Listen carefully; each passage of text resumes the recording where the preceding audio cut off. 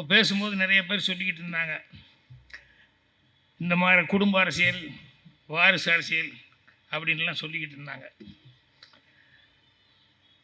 நம்ம யோசித்து பார்க்கும்போது பார்த்தா, கலைஞர் அவர்களே 46 வயசில் தான் வந்து சிஎம்மாக வந்தார். ஜெயலலிதா அவங்க வந்து 43 வயசில் வந்தாங்க.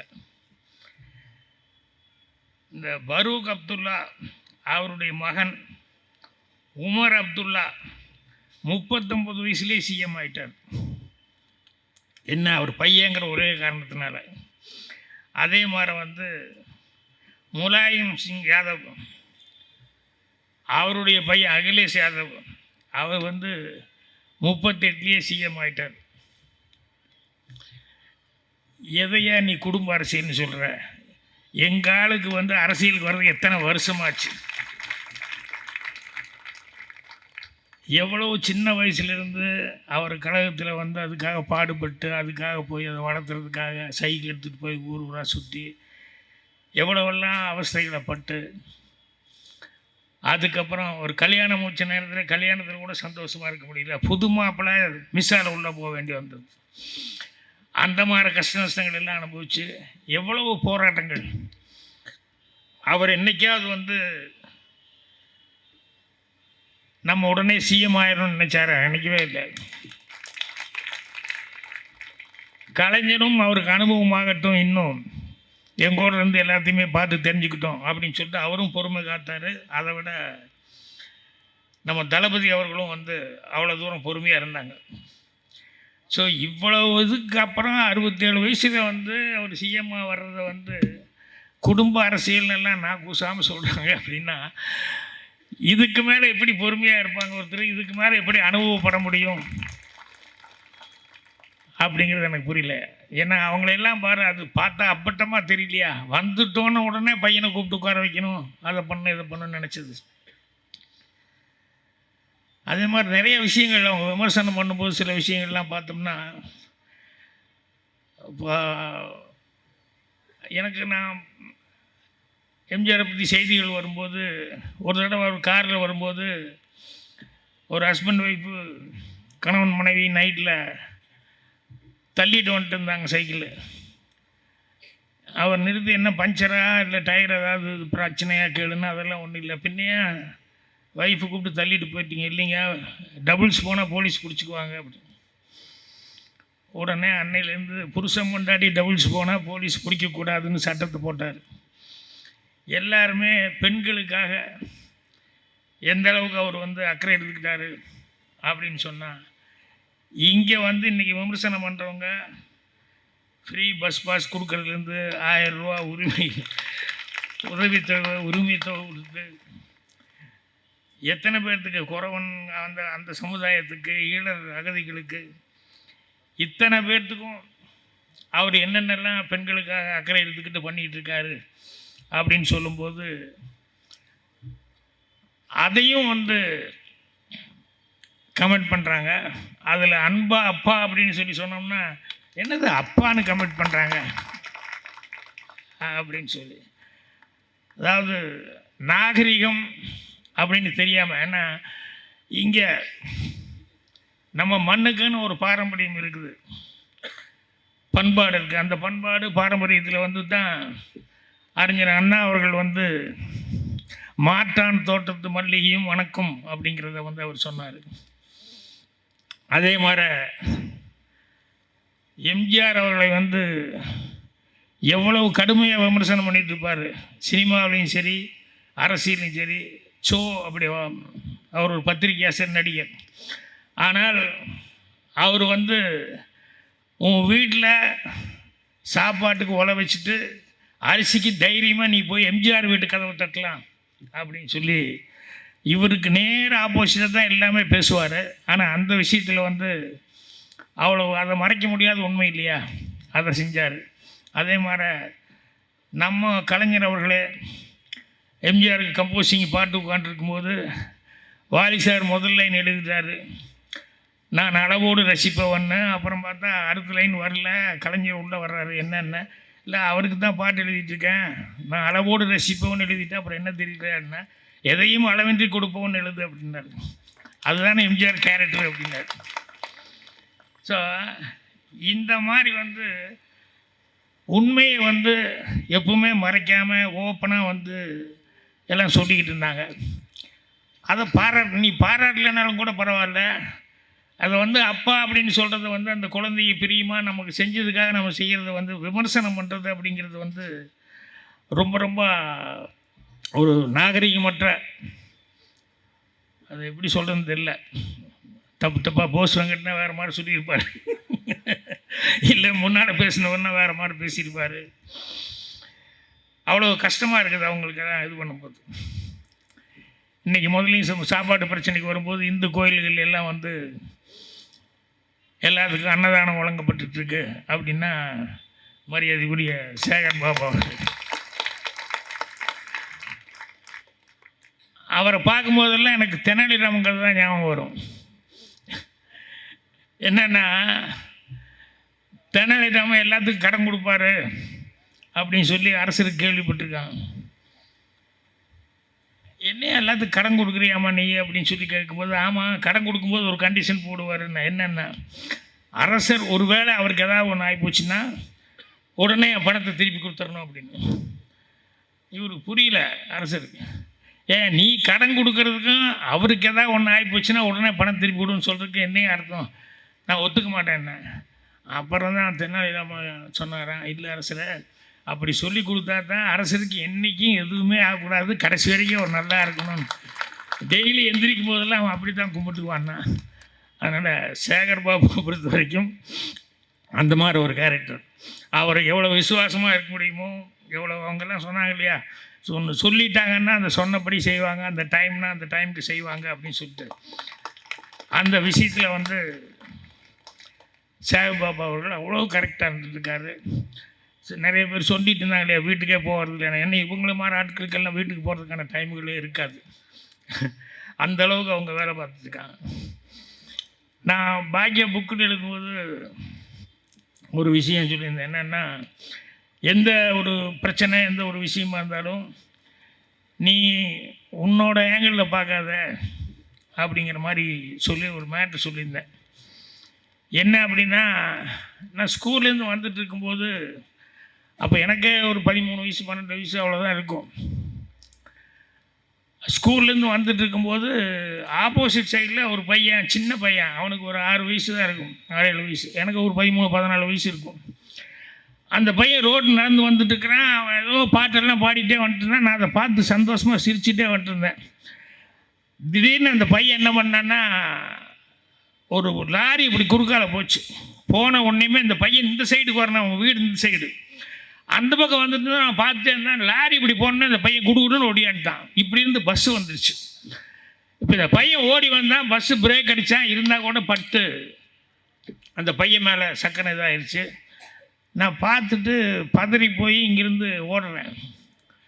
ஓடி போய் அவங்க அம்மா இதில் உழைக்கிறது குத்திக்கிட்டு இருக்கான். என்னங்க உங்கள் பையன் இப்படி பஸ்ஸில் அடிபட்டாங்கன்னு. ஐயோ அப்படின்னு சொல்லிட்டு அந்த அம்மா எங்கேனா அவனாசி ரோட்டுக்கு ஓடுறாங்க.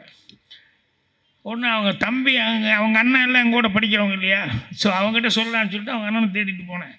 பார்த்தா எல்லாம் இந்நேரத்துக்கு கிரவுண்டில் எங்காவது பில்லி கில்லி குண்டு ஆடிட்டு எங்காவது இருப்பாங்க அப்படின்னு சொல்லிட்டு அந்த கிரவுண்டுக்கு மைதானம் தேடிட்டு போனேன். போகும்போது அவங்க அண்ணன் இன்னொரு 3-4 பேர் பசங்கள்லாம் சிரிச்சிட்டு ஜாலியாக ஓடி வந்துட்டு இருந்தாங்க. நான் போயிட்டு இருக்கும்போது என்னை தாண்டி ஒரு ஆள் வேகமாக ஓடினார். போனால் அவங்க அண்ணன் அவனும் அந்த ஃப்ரெண்ட்ஸு எல்லாம் வந்துருந்தாங்க. அவங்ககிட்ட போய் என்னமோ கேட்டோடனே அவங்க அண்ணன் அவசரமாக அவனை கூப்பிட்டு இப்படி போன ஏதோ கையை காமிச்சு என்னமோ காமிச்சாங்க. அவன் போனாங்க, ஒரு மில்லு கதவை திறந்து அதுக்குள்ளே அவன் போய் மில்லு கேட்டு சாத்திட்டாங்க. இப்போ திரும்பி வரும்போது நான் வேகமாக ஓடி வந்தேன். என்ன பாக்கி இவ்வளோ வேகமாக ஓடி வர்றேன் அப்படின்னு. நான் இப்போ அவங்க அண்ணன் பேர் நாச்சிமுத்து. இந்த மாதிரி உன் தம்பி பஸ்ஸில் அடிபட்டானே. ஐயோ என் தம்பியா பஸ்ஸில் அடிபட்டான் அப்படின்னு அப்படியே ஒரே ஷாக் ஆகிட்டேன். என்னென்னா இப்போ தான் அந்த டிரைவரு ஜனங்கிட்ட தப்பிச்சு அடி வாங்காமல் ஓடி வந்தவர் எங்கே போகிறதுன்னு தெரியல. இப்போ அவங்க அண்ணனை பார்த்தோன்னே அழுது இருக்கான். என் மேலே தப்பில்லைங்க, அந்த குழந்தை ஓடி வந்து உள்ளே வந்துருச்சு, பஸ்ஸு மரவில் எனக்கு தெரியல, லாரி மரவில் வந்தது. யோ நீ என்னையா பண்ணுவ, சின்ன குழந்தை ஓடி வந்ததுக்கு, இங்கே வாயா, அந்த மில்லு இருக்குது, இந்த மில்லுக்குள்ளே போனால் கதவை சாத்திடுவாங்க, உள்ளே யாரையும் விட மாட்டாங்க, நீ உள்ளே போய் இருந்துக்கோ, நான் இங்கே வாட்ச்மேன்கிட்ட சொல்லிடுறேன், யாரும் திறக்க வேண்டாம்னு சொல்லிடுறேன், போலீஸுக்கு ஃபோன் பண்ணி போலீஸ் மூலமாக நீ அப்புறம் வெளியே போய் தப்பிச்சுக்கோ அப்படின்னு சொல்லி போட்டு இவன் திரும்பி வந்தான். அப்போ நான் சொன்னேன், உங்கள் தம்பின்னு, ஏன் தம்பியா லாரியில் அடிச்சு பஸ்ஸில் அடித்தா, டேய் உன்னை நான் கொல்லாமல் விட மாட்டேனா அப்படின்னு சொல்லிட்டு என்னென்ன கிடைக்கிற எல்லாம் எடுத்து டேய் அப்படின்னு சொல்லிட்டு ஓடினான். நான் அதை அப்படியே பார்த்துக்கிட்டே இருந்தேன். என்ன இப்போ கொஞ்சம் முன்னால் தான் அந்த பையனுக்கு வந்து பையன் மேலே என்ன சின்ன பையன் ஓடி வந்துட்டான், பாவன் டிரைவர் அவனும் பொண்டாட்டி பிள்ளை இருக்குல்ல, அவன் மேலே என்ன தப்பு இருக்குன்னு அவனை காப்பாற்றின ஆளுக்கு இப்போ தம்புள்ள தன் தம்பி அவன் அடிபட்டான்னு சொன்னோன்னே அதை தாங்கிக்க முடியல, உடனே கொந்தளித்து அவனை கொலை பண்ணுற அளவுக்கு இதாகிட்டான். என்னென்னா அப்போ தான் தெரிஞ்சது, ஒரு பிரச்சனையை மூணாம் மனுஷனாக இருந்து பார்த்தா அவனுக்கு நல்ல நியாயம் தெரிஞ்சது. ஆனால் அதே சுயமாக நீ வந்து உன்னையும் சம்மந்தப்படுத்திட்டேன்னா அதில் வந்து நியாயங்கிறது தெரியாது. நம்ம வந்து இன்னைக்கு நான் வந்து ரொம்ப நாள் ஆச்சு அரசியல் இதுக்கெல்லாம், எந்த மீட்டிங்கு நான் போகல. கடைசியாக அநேகமாக சேகர்பாபு சார் கூப்பிட்டு போன தடவை வந்து கலைஞர் அவர்களுடைய 100ஆண்டு விழா நீ கலந்துக்கணும்னு சொன்னப்போ அப்போ வந்து நான் பேசினேன். அதுக்கப்புறம் இன்றைக்கி தான் மறுபடியும் நான் வந்து பேசுகிறேன். ஆனால் இன்றைக்கி நான் வந்தபோது என்னென்னா, இந்த மூணாம் மனுஷனாக இருந்து சில விஷயங்களை பார்ப்போம் இல்லையா, அந்த மாதிரி பார்க்கும்போது அவர் முதல்வர் ஸ்டாலின் அவர்கள் 2 விஷயத்தை வந்து கழகத்தினுடையதாக பார்க்குறேன் நான். என்ன அப்படின்னா, ஒன்று வந்து மனிதனுடைய ஹெல்த்து, அவனுடைய ஹெல்த் உடம்பு நல்லா இருக்கணும், அது ஒன்று. 2வது கல்வி. இது 2ஐயும் வந்து நான் வந்து கழகத்தினுடைய 2 கண்களாக நான் பார்க்குறேன் அப்படின்னாரு. அதைத்தான் அவர் வந்து இந்த மருத்துவ சிகிச்சைக்கு புதிய திட்டங்கள் கொண்டு வந்திருக்காரு, அது மூலமாக செஞ்சுக்கிட்டு இருக்காரு. அதே மாதிரி கல்வி அறிவு அப்படிங்கிறதுக்கு வந்து அதுக்கு என்னென்னலாம் பண்ண முடியுமோ இந்த 12th ஸ்டாண்டர்ட் படிக்கிற வரைக்கும் அவங்களுக்கு, அதே மாதிரி காலேஜில் போய் படிக்க முடியாமல் வெளியே ஹாஸ்டலில் படிக்க முடியாமல் வெளியிருந்து தங்குறாங்களே அவங்களுக்கு, இப்படி எல்லாத்துக்குமே அவர் எந்த அளவுக்கு வந்து உதவி செய்ய முடியுமோ அந்த அளவுக்கு வந்து அவர் உதவி செஞ்சிட்ருக்காரு. இப்போ கூட நேற்று 2 நாளைக்கு முன்னால் பேப்பரில் பார்த்தேன், அவர் வந்து ஒரு நூலகம் அது ஒன்று ஓப்பன் பண்ணுறாரு. காமராஜர் பேரால் இந்த நூலகம் ஓப்பன் பண்ணுறேன்னு சொல்லி, எவ்வளோ கோடி கொடுத்து கட்டினது, காமராஜர் பேரால் ஓப்பன் பண்ணுறேன்னு சொல்லி அவர் அறிக்கை கொடுத்துருந்தார். அவர் நினச்சிருந்தா அதை வந்து வேறு எத்தனையோ பேர் இருக்காங்க கழகத்தை சேர்ந்தவங்க, அவங்க இவங்கன்னு சொல்லிட்டு, அதையெல்லாம் தாண்டி வந்து அவர் பெயரால் வந்து இது கொடுத்துருந்தார். ஸோ இதெல்லாம் என்ன மூணாம் மனுஷனாக இருந்து பார்க்கும்போது அவர் என்னென்ன பண்ணிகிட்டு இருக்காரு அப்படின்னு சொல்லும்போது அதுக்கு வர்ற விமர்சனங்களை பார்க்கும்போது ரொம்ப கஷ்டமாக இருக்குது. அதே மாதிரி தான் அரசியல் நினச்சா எனக்கு நிறைய காமெடி, அதில் சோகங்கள் இருக்குது, எத்தனையோ விஷயங்கள் அரசியலில். என்னென்னா, நான் இப்போ இங்கே நின்று பேசிக்கிறதே ஒரு காமெடி தான். ஏன்னா சம்மந்தமே இல்லாமல் இருந்தது. அவர் புரட்சி தலைவர் வந்து அவருக்கு உடம்பு சரியில்லை, அவர் போய் எங்கேயும் ஹாஸ்பிட்டல் அட்மிட் ஆகிட்டார் அப்படின்னு சொல்லும்போது அவரை போய் பார்க்கணுங்கிறதுக்காகவும், அதுக்கப்புறம் தேவைப்பட்டால் எலெக்ஷனுக்கு போகலாம் அப்படிங்கிறதுக்காக நான் போயிட்டு வந்தேன். அதுக்கப்புறம் பேசிட்டு வந்ததுக்கப்புறம் வந்து எனக்கு உள்ளூர் ஒரு உறுத்தல். ஏன்னா கலைஞர் எப்போ பார்த்தாலும் என்ன பாக்கின்னு அவ்வளோ தான் பிரியமாக கூப்பிடுவார். நான் எதுக்கு டிஎம்கேக்கு ஆப்போசிட்டாக போய் பேச வேண்டி வந்துருச்சே சூழல் அப்படிங்கிற மாதிரிலாம் எனக்கு மனசுக்குள்ளே கஷ்டமாக இருந்தது. அதனுடைய இதுதான் வந்து பின்னால் பார்க்கும்போது பார்த்தீங்கன்னு சொன்னோம்னா, நான் வந்து தலைவர் அவர் தான் ஆரம்பித்த அந்த கட்சியை அவரையே இக்னோர் பண்ணி எல்லாத்தையும் வேண்டான்னு சொல்லி ஓரம் கட்டிட்டு எல்லாம் பண்ணும்போது, அப்போ என் மனசாட்சி கேட்காம தான் கலைஞர் அவர்கள் அந்த நேரத்தில் வந்து கலைஞர் அவர்களுக்கும் வந்து நிறைய பேர் முக்கியமான நேரத்தில் கழுத்து எடுத்துட்டு ஓடிட்டான். முக்கியமாக 2006 எலெக்ஷன் நேரம் கொடியெல்லாம் வச்சு ஏதோ பண்ணாங்க. சில நேரங்களில் கட் அவுட் வச்சாங்க, அவங்க ஒரு ஆள் காணாமல் போயிட்டார், இன்னொருத்தர் வேற எங்கேயோ ஒன்று, அவங்க 2 பேர் காணாமல் போயிட்டாங்க. இப்படி ஒவ்வொருத்தராக காணாமல் போயிட்டாங்க அப்படின்னு சொல்லும்போது தான் அப்போ கலைஞர்கிட்டேருந்து எனக்கு அழைப்பு வந்தது. சரி, நம்ம செஞ்ச தப்புக்கு பிராயச்சித்தமாக இதை போய் செய்வோம் அப்படின்னு சொல்லிட்டு நான் வர்றேங்க. நான் வந்து கழகத்துக்காக நான் டிஎம்காக பேசுகிறேன் அப்படின்னா, அந்த 2006 எலெக்ஷன் எல்லாரும் எனக்கு இன்றைக்கும் சொல்லிக்கிட்டு இருக்கிறது எனக்கு ஆச்சரியமாக எனக்கு தெரியல. ஆனால் அந்த நேரத்தில் அது வந்து ரொம்ப ஆச்சரியமாக பேசப்பட்டது. என்னென்னா, சன் டிவியில் லைவாக வந்து என்னை பேச வச்சு லைவாக எலெக்ஷன் பிரச்சாரம் வந்து நடந்தது. ஸோ அதெல்லாம் எனக்கு வந்து அவ்வளோதான் இருந்தது. அதை விட பெரிய காமெடியெல்லாம் என்னென்னா, சில நேரங்களில் ஷாக்கான காமெடி. கலைஞர் ஏதோ சொல்லிட்டாரு, அவருக்கு உடம்பு சரியில்லை, அவர் ஐஸ் கட்டில் தான் இருக்குது. ஏன்னா ஆள் ஃபோட்டோவே காமிக்கலையில, ஃபோட்டோவையே காமிக்கல அப்படின்னு சொல்லும்போது அவர் ஐஸ் கட்டில் வச்சுருக்காங்க போது ஈவன் எனக்கு கூட நிஜம்தான் போல இருக்குது, ஏன்னா ஃபோட்டோவே வரல அப்படின்னு சொல்லும்போது அப்புறம் மனசு கேட்காம எனக்கு எப்படி பார்க்கணுன்னு தோணுச்சே அப்படின்னு சொல்லிட்டு இங்கிருந்து நான் செலவு பண்ணிட்டு போனேன். நிறைய பேர் என்னென்னா அது ஏதோ கட்சி அனுப்பிச்சது ஆரம்பி அனுப்பிச்சாருந்தாங்க. என் கூட 4 பேர் 5 பேர் நாங்கள் போனோம். 5 பேர்த்துக்கு நான் தான் செலவு பண்ணிட்டு நான் போனேன். அவரை பார்க்கணும், முடிஞ்சால் பார்த்துட்டு வருவோம், இல்லை அப்படின்னு சொன்னோம்னா ஒரு 4 நாள் சுற்றிட்டு வருவோம் அப்படின்னு. என்னென்ன எலெக்ஷன் நேரத்தில் ஒரு வேளை வந்து நீ ஏன்டா போகல, ஒரு வார்த்தை எனக்காக பேசிடக்கூடாதுன்னு கேட்டேன், என்ன பண்ணுறது அப்படிங்கிற ஒரு ஃபீலிங்கில் தான் நான் இங்கேருந்து அவ்வளோ தூரம் போனேன். அப்புறம் போனேன், சரி போய் பேசணும் அப்படின்னு சொல்லி அந்த நேரத்தில் ஜானகி அம்மாவுக்கு இஷ்டம் இல்லை நான் இங்கேருந்து அமெரிக்கா போனது.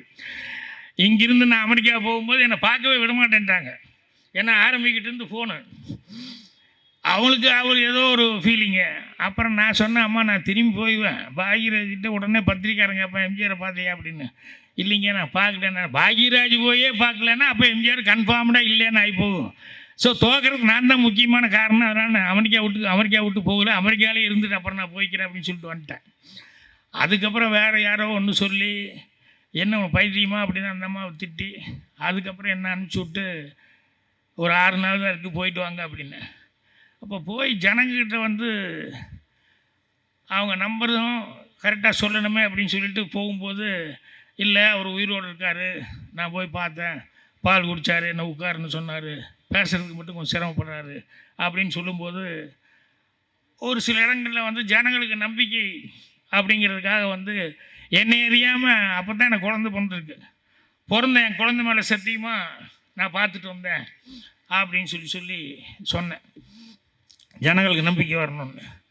முடிச்சுட்டு கூட்டத்தை விட்டு இழகணுன்னு எல்லாம் நிறைய பேர் கை கொடுத்தாங்க. அதில் ஒருத்தர் வந்து, அண்ணே சூப்பர்ண்ணே, ஜனங்களை நம்பிட்டாங்கண்ணே, என் குழந்தை மேலே உயிர்னு சொன்னீங்களே, சத்தியம்னு சொன்னீங்களே, அப்படியே நம்பிட்டாங்கண்ணே எம்ஜிஆர் உயிரோடு இருக்குன்னு. அட பாவி, ஏண்டா நான் என் குழந்தை மேலே சத்தியம் பண்ணது உனக்கு அவ்வளோ அரசியலாக தெரியுதா? என்னடா சொன்ன? இல்லை ஜனங்க நம்பிட்டாங்கண்ணே. அப்போ இவன் எந்த அளவுக்கு மட்டமான ஒரு அரசியல்வாதியாக அவன் ஆகிட்டான் அப்படின்னு சொல்லி நினச்சி பார்க்கும்போது அன்றைக்கே இந்த அரசியல் மேலே எனக்கு மனசுக்கு ரொம்ப கஷ்டம். அதுலேருந்து தான் கொஞ்சம் ஒதுங்கிட்டேன். ஒதுங்கினதுக்கப்புறம் நிறைய தடவை அதுக்கப்புறம் வந்து ஜெயலலிதா வந்தோடனே வந்து சொன்னாங்க.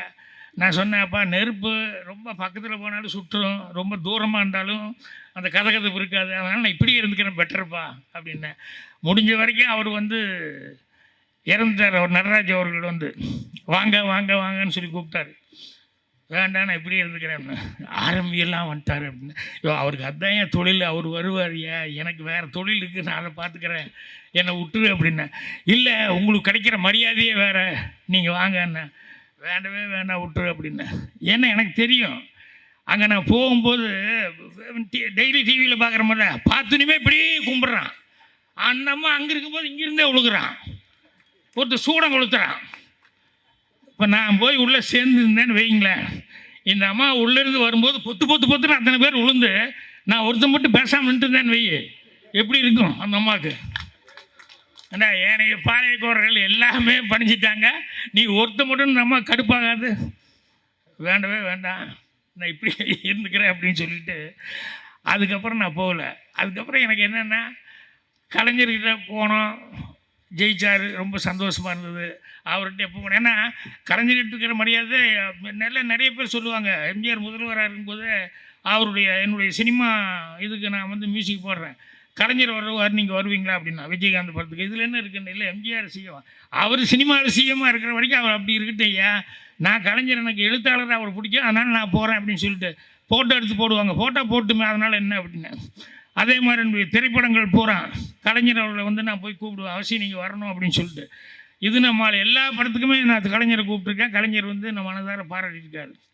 ஸோ அதனால் அது போது நமக்கு, அது நமக்கு ரொம்ப சந்தோஷமாக இருக்குது அப்படிங்கிற மாதிரி அதில் திருப்தி பெற்றுக்கிட்டேன்.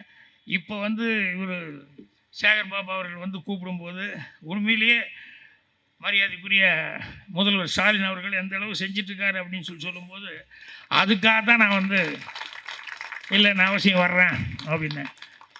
ஒரே ஒரு கடைசி உதாரணம் ஒன்று சொல்லலாம். என்னென்னா முதலே சொன்ன காமராஜர் பேர் வைக்கிறேன்னு சொல்லிட்டு அந்த மாதிரி வந்தோன்னையுமே அம்மா உனக்கு தூக்குன்னு சொன்னால் எவ்வளோ நேரம் ஆகுது தூக்குறதுக்கு? அது ஒரு பெரிய மேட்ரே இல்லைப்பா அவங்க போயிட்டாங்க பரவாயில்ல அவங்க பேரால் இருந்துட்டு போகுது உடுப்பா அப்படின்னு இன்னைக்கு வரைக்கும் இருந்துருக்கு. ஸோ மனிதநேயம் அப்படின்னு சொல்கிறதுக்கு இதை விட வேறு என்ன சிறந்த உதாரணம் இருக்க முடியும்?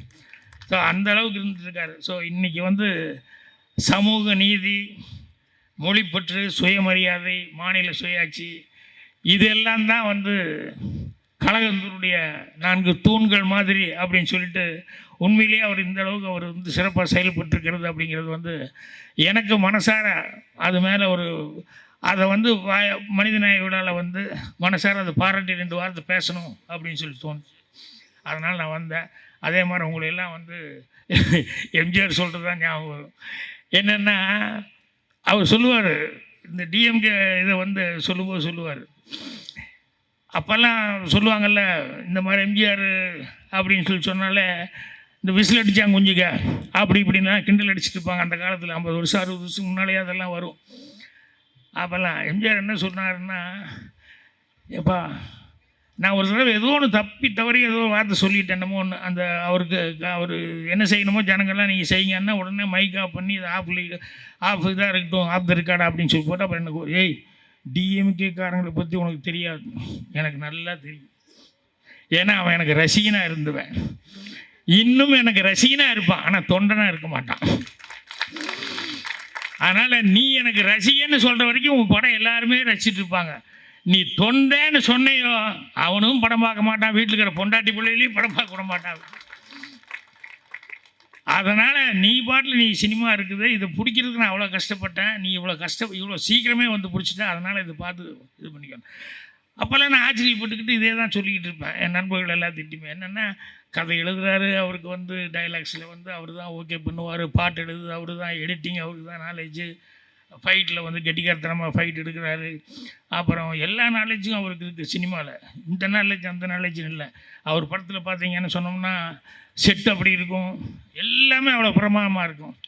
இத்தனையும் உடன் பிறப்பேன்னு ஒரே ஒரு பேனாவில் மட்டும் எழுதி பேலன்ஸ் பண்ணார் பாரு, அதுதான் கிரேட். அதனால் அவங்களாம் சொல்கிற மாதிரி மற்றவங்கன்னா வேறு ஏதாவது சொல்லிகிட்டு இருக்கலாம். இது வந்து வெறும் நடிப்புக்காகவோ அதுக்காகவோ பண்ணியிருந்தா டிஎம்கேல இருந்தே இருக்க மாட்டாங்க, எல்லோரும் அங்கே ஓடி இருப்பாங்களே. கொள்கையோடு இருக்கிறவங்க இருக்காங்க, இங்கே தான் இருந்துட்டுருக்கிறாங்க. அதனால் சினிமா அப்படிங்கிறத வந்து அவர்கிட்டயே அவங்க மாயை அப்படிங்கிறதான் உடன்பிறப்புகள் பார்த்தவங்க. அதனால் வேறு எந்த சினிமா மாயையும் வந்து இதை வந்து இவருடைய இமேஜ் எல்லாம் ஒன்றும் பண்ணிட முடியாது அப்படின்னு சொல்லி தெரிவிச்சுக்கிறேன். நன்றி, வணக்கம்.